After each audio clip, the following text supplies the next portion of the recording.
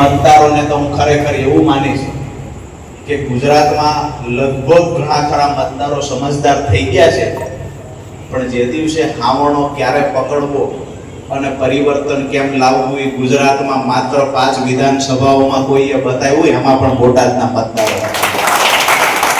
એટલે બોટાદના મતદારોનો તો આભાર માનીએ એટલો ઓછો છે કે ભૂલ અમારામાં થઈ કે અમે તમને માણસ આપવામાં ક્યાંક ભૂલ ખાઈ ગયા છીએ, ભગવાન એમને સદબુદ્ધિ આપે પણ ફરીવાર આવી ભૂલ નહીં થાય.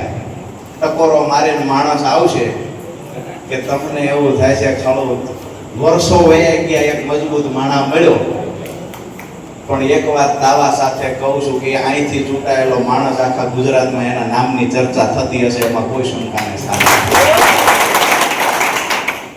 આપ સૌના સાથ સહકારથી આપનો ઉત્સાહ જ્યારથી વધ્યો છે, મને તો એવું જાણવા મળ્યું, મારી વાત સાચી હોય તો આ પડજો, કે અહીંના ધારાસભ્ય એક્ટિવ હતા ત્યાં સુધી ટીમ અનએક્ટિવ હતી, મતદારો નિરાશ હતા. ધારાસભ્યએ જવાનું કીધું તો દરેક ગામમાં ઉત્સાહ વધી ગયો કે અમે તો ચોટી જ પડવાનું. મારી વાત સાચી છે. અહીંયા ક્યાંક ને ક્યાંક આ બધાનો જે આજની સભામાં ઉત્સાહની સાથે આક્રોશ છે, જલ્દી 2027 આવે ને કાપેટા ચૂંટણી આવે તો મત દઈ જ દેવા છે.